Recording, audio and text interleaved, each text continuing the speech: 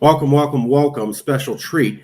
You're going to be able to see some of the background research and analysis that I'm entitled to every other day. Routinely, I talk to Jason when I ask for his insights onto political matters. I'm not always able to read everything. When you want to stamp on all the details and data, politics, and especially about independence movements, you'll realize there's just too much for one person to handle. And so you have to rely on others who are also heavily involved and able to analyze this information, stay on top of it, keep it all in their head, and provide insightful reviews of what it is. Today, I'm going to interview Calexit LLC CEO about the prospect of selective prosecution and its meaning for the stability of democracy. Specifically, we're talking about the court cases or one specific court case against Donald Trump. And does it mean that democracy is being upheld? We'll get to that in 1 second. But first,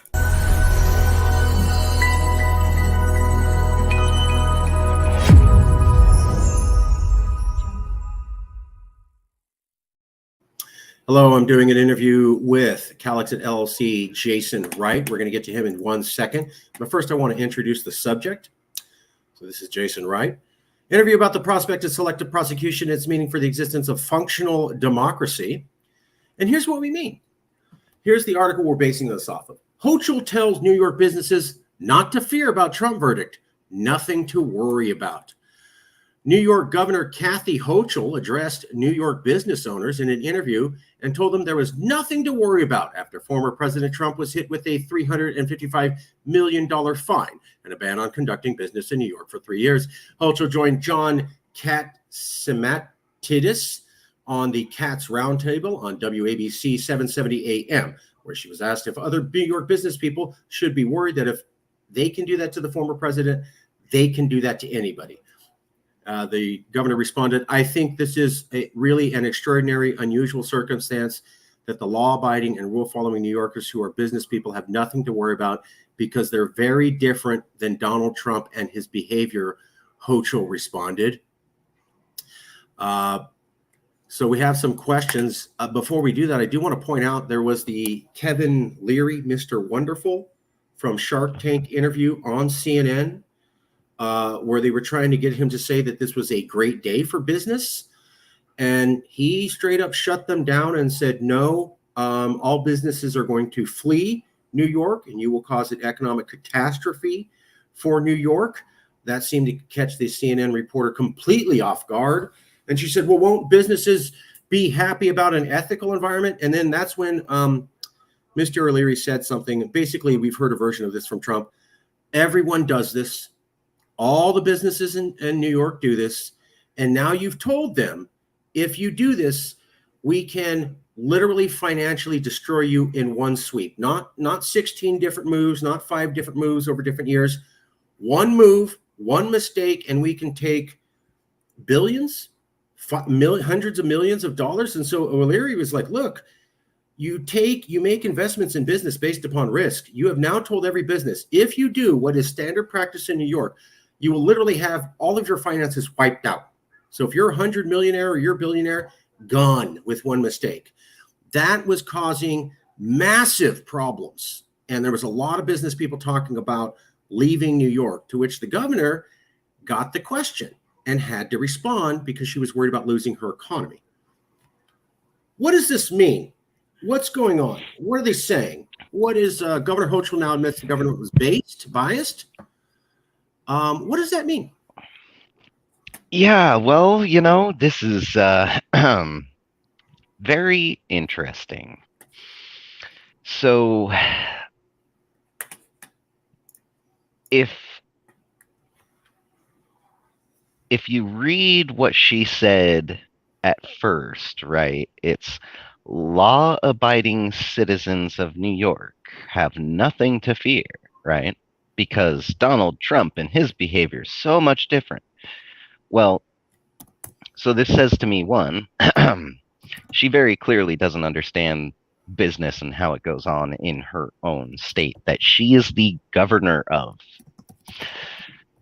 because she thinks that Donald Trump broke this rule, therefore he's a criminal, but everyone else breaks the rule and they're perfectly law-abiding. Two, to me, this says very clearly this person does not understand what law is and what like the rule of law is all about. Like a law on the books that's been codified and everything, it is not actually considered a law if it's not enforced. Take, for example, the US flag code. It is a federal law. It is codified, but no one enforces it because to enforce it could trample on your First Amendment rights, which is pretty antithetical to America. So rather than do something so un-American, they would rather let us all burn the American flag, spit on it, say how much we hate the United States and we hope it's destroyed or whatever we want, right? Freedom of speech within reason, right? It's you can't incite or threaten, none of that stuff. But the burning of the flag is not actually considered incitement, and it's considered a form of protest covered by First Amendment. Now, it is a law, it is a federal law, but it is not enforced. And so when you ask federal officials about it, ones that like have heard of it and know it, a lot of the times you'll get the response that, well, yes and no. Yes, it's on the books. No, it's not really a law because it's not enforced. So this rule, this law that Trump allegedly, I guess he's been convicted now, so we can say he did break this rule or law or whatever, right? So they say. Yeah, I do expect it's going to be overturned, and largely in part from what Governor Kathy Hochul said, which is pretty much an admittance of there was no crime, yet we have chosen to make this a crime so that we can enforce it on just this one individual.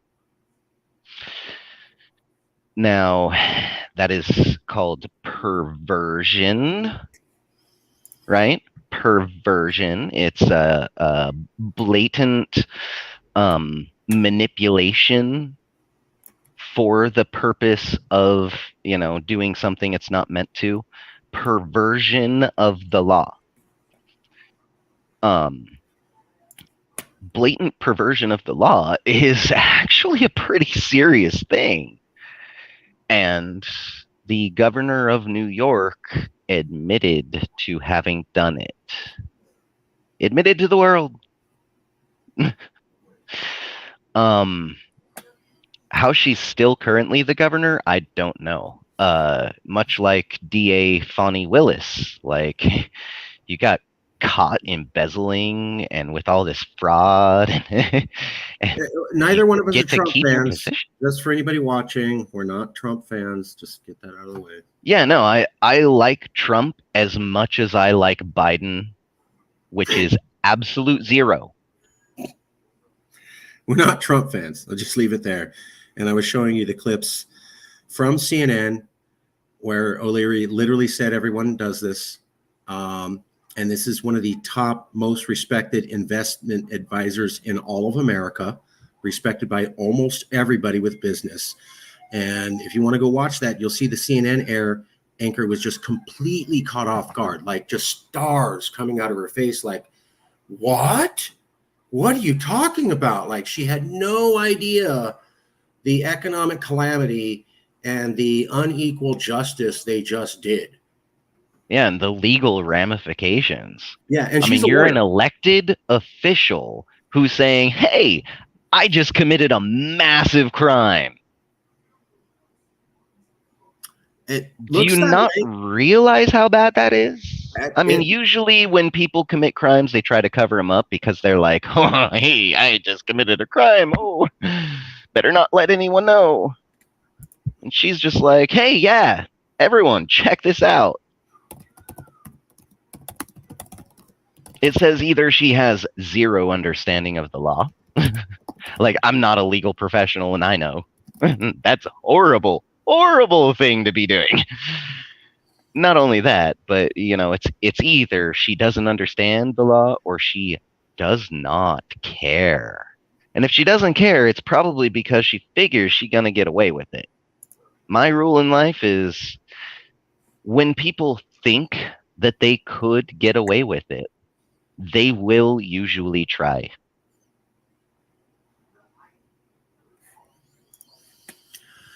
That's the question. Yeah. Is it ineptitude or is it villainy? Is she dumb or is she evil? I mean, I do this with Biden and with Trump and Harris and the Clintons and the Bushes all day, every day. Wow, are they just dumb or are they just evil? Either answer, they belong anywhere other than running things in the government.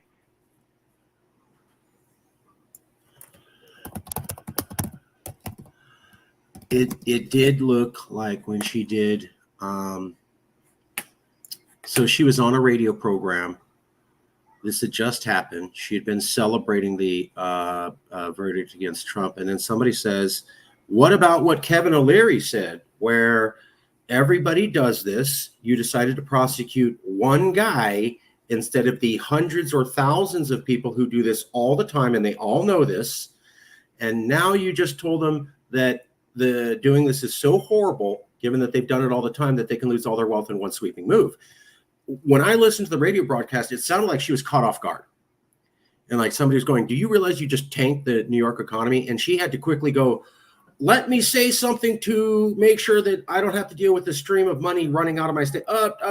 We're never going to prosecute you because you're not him. So don't worry. And I'm sure that's all she was thinking of was, here's a serious criticism. We're going to have a lot of financial loss. I need to cut this off right where it is. And in doing so, she admitted selective prosecution, which is illegal and unconstitutional, and literally one of the things that the founding fathers complained of the British doing.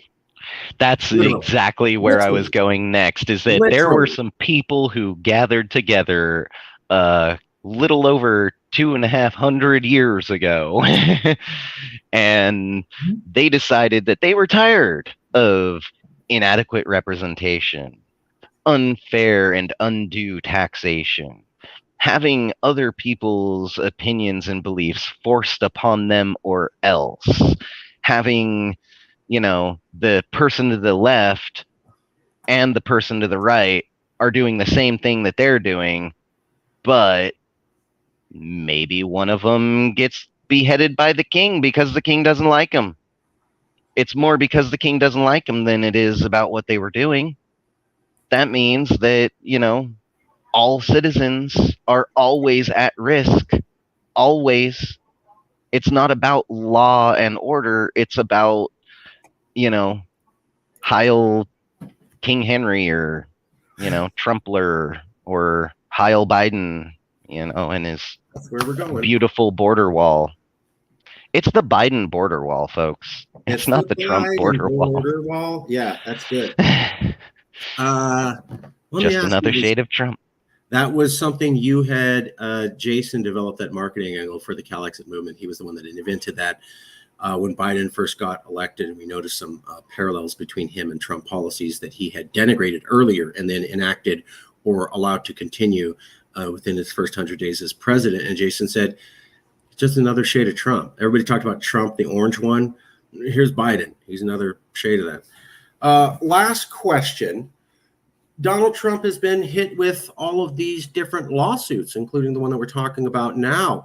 How is it that you have been seeing this trend build to the point where you finally claimed he will most likely win it when highly paid professionals with years of study and degrees could not? So you're looking at these court cases, and I've seen some interviews, a lot of Democrats saying, well, convicted felon, first ever American president, convicted felon. That's super horrible. I'll also see people say, well, there was polls that they took last year or 6 months ago saying if he's convicted in the future, I would not vote for him. Now, that was taken in the past. We don't know. It seems to me that you're attempting to rebuff those statements or that analysis. What is it that you're seeing, and why is it that successful prosecution of Trump actually means increased likelihood for his successful appearance as the next American president? Indeed, I am here to rebuff that whole bogus Rebuff. claim. Rebuff. So, first of all, folks, when Democrats vote, who do they vote for? Mostly the Democrats. But if somebody decent enough comes along, like, I don't know, Senator Sanders, right? He was able to pull a lot of support from the middle, the left, even a little bit from the right. You know, the not so far right. Dems were willing to vote for him in very large numbers. Not really many Republicans. Very, very, very, very few. When Republicans vote, folks, how do they vote? They vote Republican down the ticket. Even if it's someone that they don't like, someone they don't agree with. If it's the Republican nominee, they give that Republican their vote and their support. When it comes time to vote, who's got the higher voter turnout among their registered voting base? Is it the Dems or is it the Republicans? It's the Republicans. By and large, the Republicans, they turn out en masse and they vote together as one. That's hard to beat. You got to be really on top of your game if you're going to try to beat that. You can't be doing things like manipulating the justice system. You can't be doing things like taking up the other guy that your base says they hate and hate his policies. You can't take that other guy's policies and start running with them and use them as your own. Even if you were the one who started putting kids in cages, you know, it's kind of a no-brainer, which just makes me wonder what the Biden campaign is really doing. Like, are they being run by a block of cheese? Like, how do they not know that doubling down on the border wall is going to make Trumpers say, ha ha, ha, he thinks he can buy our votes by doing this. Well, thank you for doing what we wanted done. We do appreciate that. You're still a clown and we're still not voting for you. So he will have helped Trump to win, hoping that he'll get some of their votes when they don't do that. You're more likely to see a Dem vote for Trump than a Trumper vote for Biden. In fact, polls have been showing that, you know, the Democrats have been hemorrhaging voters for the last few years. And not just hemorrhaging voters, but a lot of those voters have actually gone to the Republican Party. I know people who didn't vote for Trump the first time around who are so fed up with Biden that they're like, yeah, I don't like Trump. I don't like the things he says, but I'm going to vote for him to spite Biden because he sucks that bad. Trump's horrible, but he's at least better than Biden. Trump is the lesser of the two evils in a lot of people's minds right now.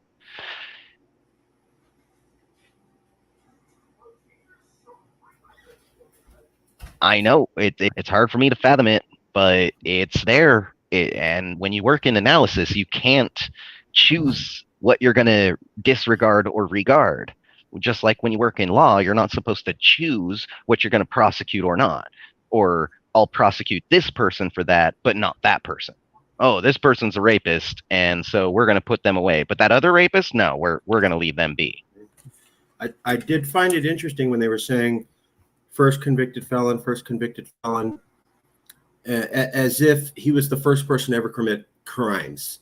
right? That every Yeah. president before him never committed crimes on this scale, never was brought up to this level of justice, and he's the first one to break the threshold. For a fact, Ronald Reagan was caught doing the Iran-Contra affairs, and the special prosecutors who looked into that declined to prosecute because they thought it would be too hard for the American psyche. So they actually said, yes, you did it. We're choosing not to prosecute. We can go to Hillary Clinton with James Comey, with her server and her emails, where they said it was reckless and careless and never should have been done. And then he said, she's going to get a pass, but if anybody else does this, we'll prosecute you. That's literally a definition of selective prosecution. And then we can go to Joseph Biden with also illegal, stolen, secret files, more of them in more locations than Trump ever had, although he didn't argue with the prosecutors. And for more years, because some of those were from when he was vice president. Right, which is even more illegal than doing it as president. And they said for a fact, we think you did it, and we are going to decline to prosecute. So when I see people say first president ever convicted, first person this level ever convicted, presidential candidate, I'm like, that's just because they declined to prosecute. There's 3 times where they literally said that. Literally. You cannot then claim or suggest that he's the only guy that ever committed crimes that got to that level. That's a lie. Just straight up, we know that fact. Those 3 people did those 3 things, and were given complete passes by the justice system, the FBI or the Justice Bureau. So that's a fact. That Well, means can I make a point here about these crimes that he's been convicted of? The 34 counts of this one crime that he has been convicted of. 34 times of one crime, not 34 different crimes. He didn't, right. Get a gun as a felon and then go into the store to shoplift and then also hold up the store and also shot somebody on the way out. And also, no, he did a thing with the records, with the financial records in his company, and they didn't like it. They said that was, not supposed to be like that. You broke a rule. So here are your, 34 counts of having broken that rule. Usually, and like this is for like no name Joe Schmo who goes and commits the same crime 34 different times, 50 different times, right? Usually they drop it down to the 5 most or 10 most serious counts of this charge. Not let's find every last individual single time that we can and charge him as every single one of them. Usually they're like, we've got a decent handful of them here. We'll just slap them with that. And that's for average Joe Schmo. So why is it that someone who, usually the presidential frontrunner in an election year in the United States of America would not be prosecuted and they wouldn't do any sort of legal action because they don't want to put off the image of election interference? Just saying. The Hunter Biden trial that's going on now that was stopped and the story was caught and killed, right? That's another thing that they're saying Trump did wrong, was the catch and kill of the stories, which literally every freaking politician in America does that. So what are they going to charge and convict every single elected official? Oh, of course They'd not. have to start with George W. Bush because he put out fake stories about John McCain in order to take him down. Oh, yeah. So yeah, that happened. That's election interference. Absolutely did it. Well recognized, documented. Everyone admits that now. As far as I can tell, zero talk about prosecution of him. Yeah. This is the first time in American history where they've said, Yeah, so what if it destroys the image of America? So what if it rips down the veil that, keeps people believing and hoping in their American future? We've got to go after this former president. First time ever that they've said that. Not only that, but now the thing that is kind of the linchpin in the whole thing for me. None of the crimes that they have charged him with, none of the crime he has been actually convicted of, are the type of crime that actually will legally prevent a person from being able to run for an elected position in the United States of America, let alone not the kind that would prevent Donald J. Trump from taking his seat in the Oval Office again should he actually win it again. He could be a convicted criminal, convicted felon, could have done all sorts of crazy crap. If the people still vote for him large enough that he wins, he is considered in good standing with the majority of America and meets the in good standing qualification. He's obviously older than 34. And he was born in America. And he has not been convicted of certain types of election crime. That's really all that matters legally as far as can someone run for president. That's it. He's older than 34. He has nearly half of the country's support. So, that says, it's not just, two people like the dude. It's hundreds of millions of people like this dude.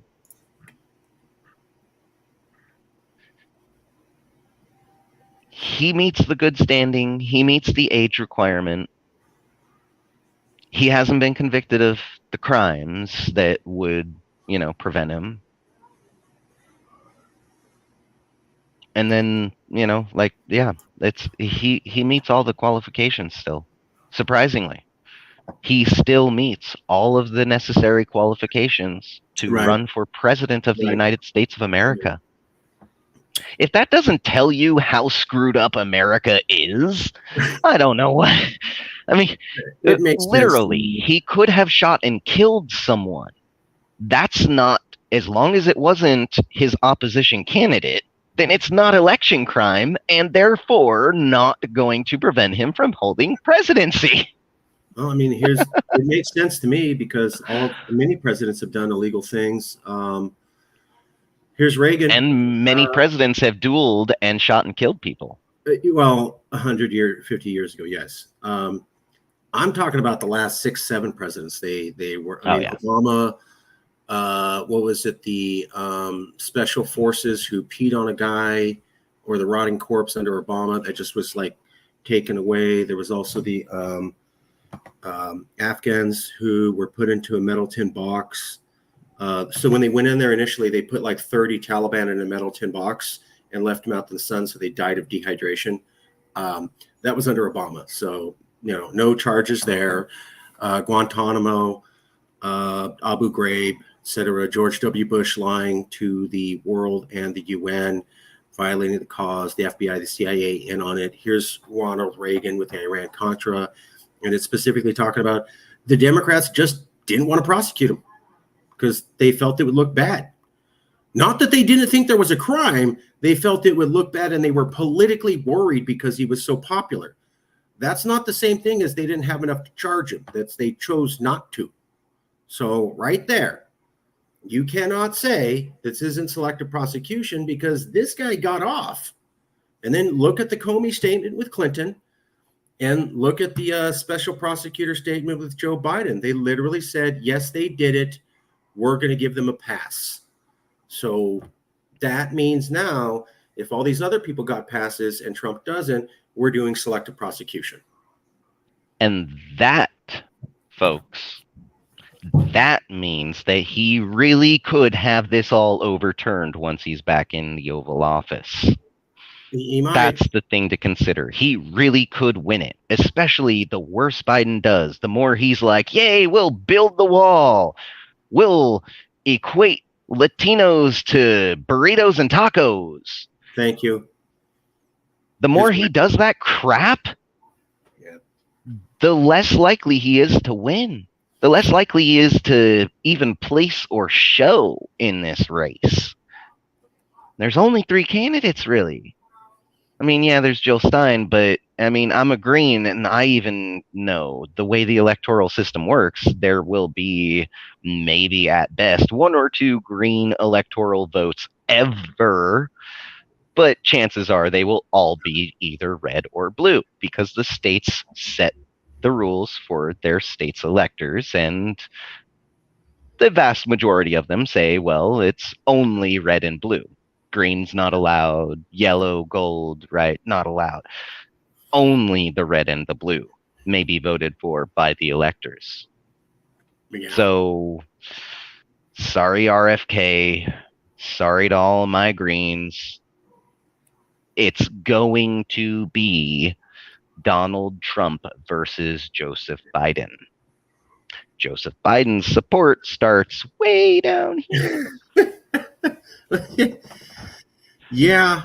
Trump's support starts up here. He only has to do this much work to cross into the majority threshold.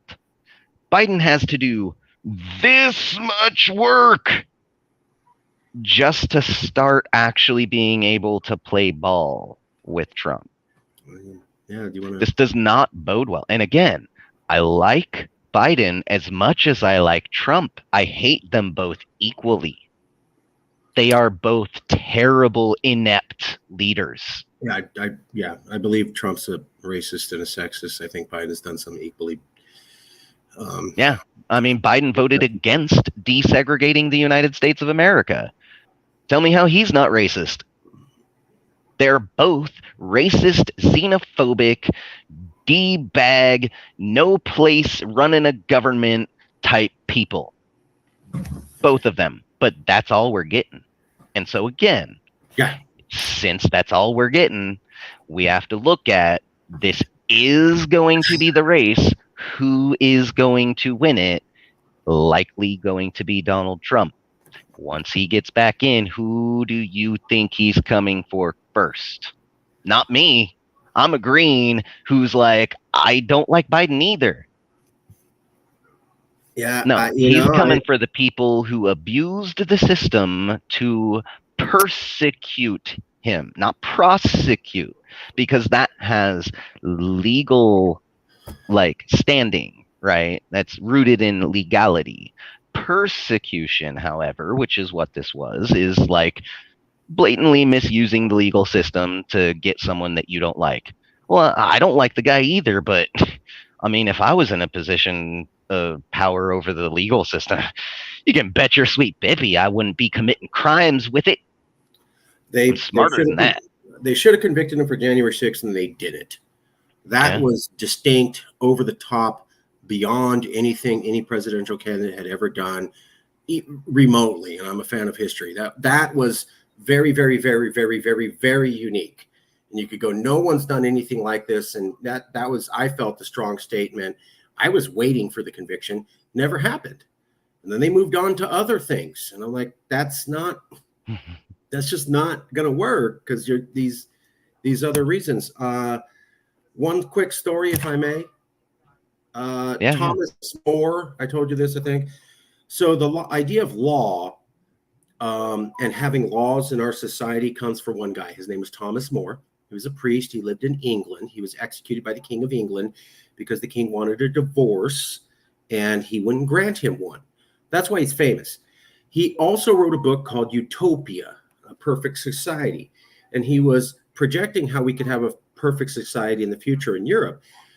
What made a society perfect?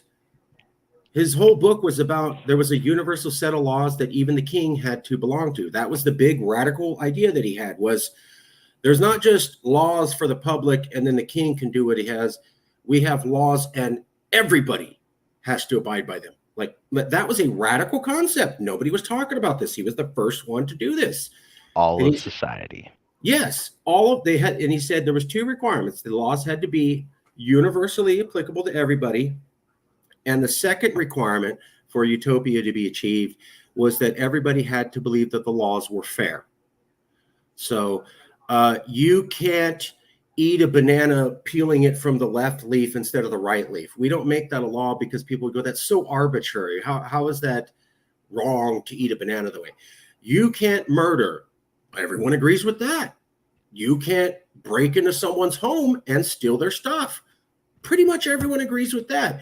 You cannot physically go beat someone up because you had an argument with them. Pretty much everyone agrees with that.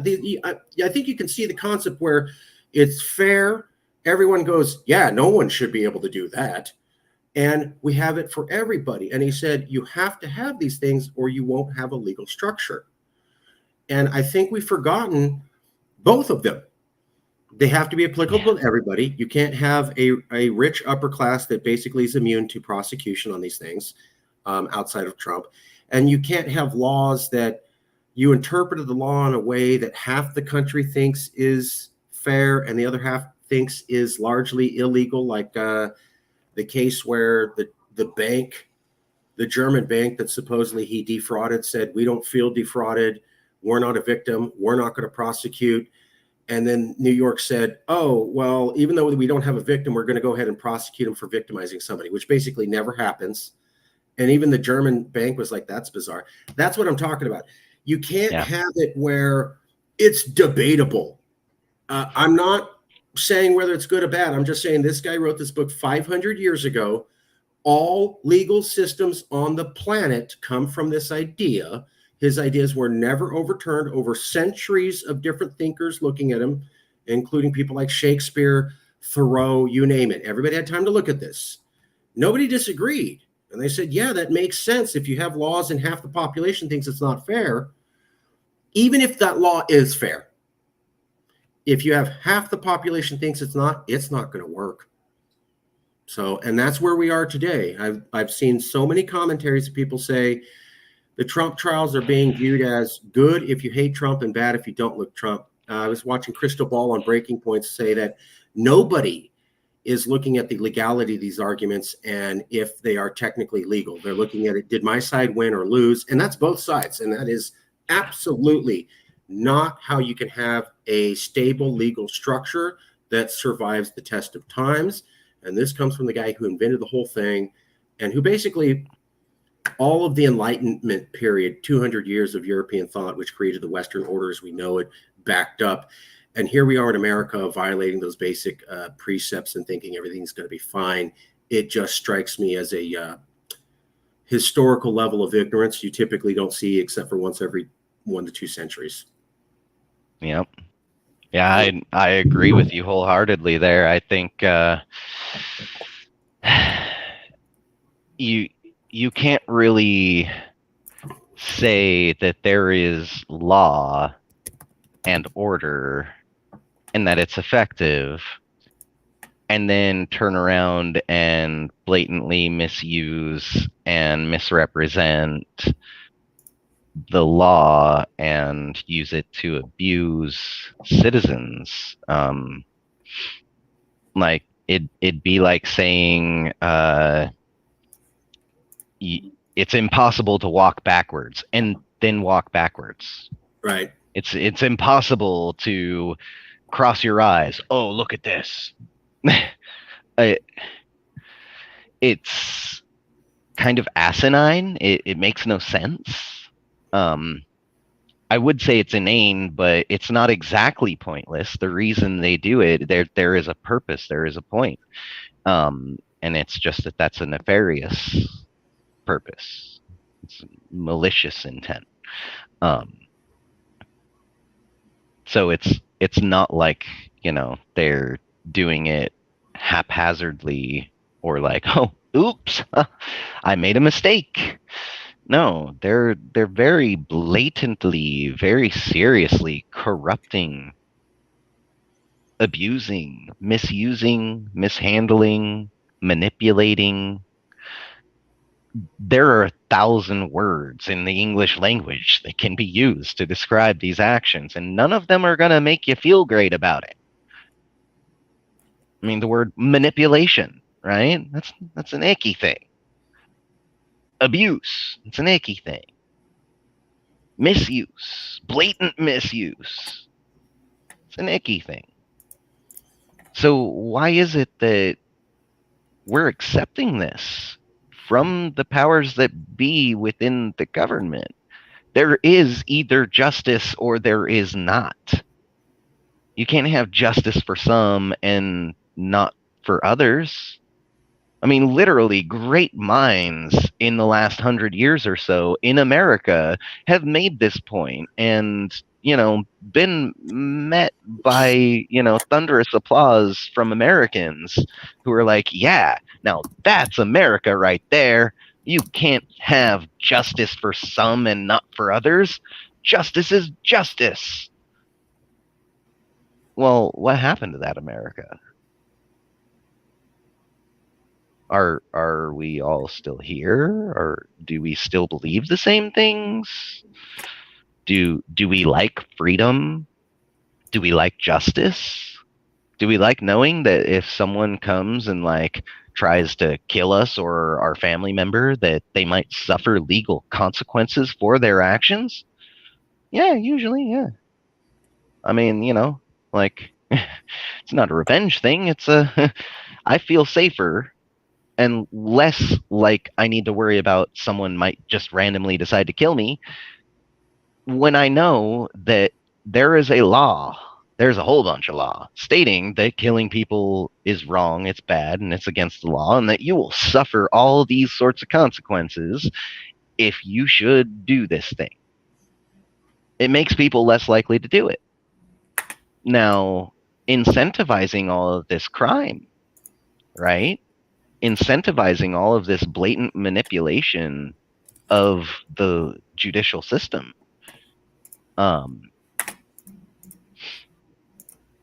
One, it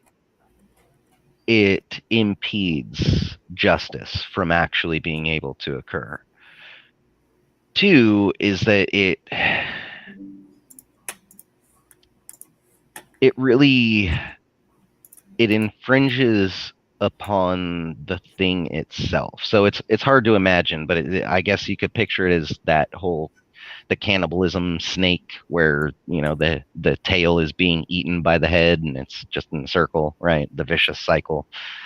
Kind of akin to that, where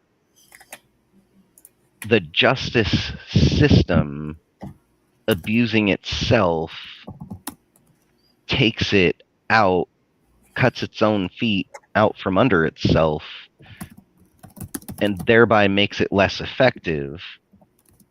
And, an example of that is if they do try to prosecute anyone for this sort of thing that they just convicted Trump of, well, yeah, you can say, but we've got precedent. Trump was convicted.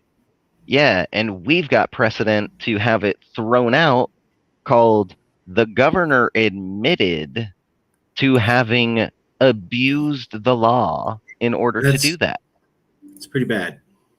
Which means the people are not going to have the faith in the justice system. Which means that those who are criminal sorts are actually going to be maybe feeling less de-incentivized. They're going to maybe feel like it's not quite so risky of a thing to go out and commit whatever crime they like committing now, because there is no justice. So keep that in mind, because I can almost guarantee that he is going to get back into the Oval Office, and then he is going to work. I mean, not him personally. He's got a whole team of people for that, which makes it more likely to happen. Yeah. If he was doing it himself, I'd be like, oh, great. Yeah. Well, we'll end it there. We're going to do the last one on the blueprint.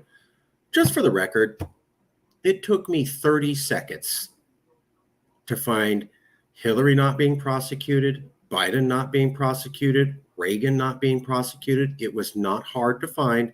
30 seconds on Google, and yet you won't see anyone in the news bringing this up now. I find that weird. I find that very strange because I know they have Google. That's weird. All right, we'll leave it there. I'll send you a link in a second.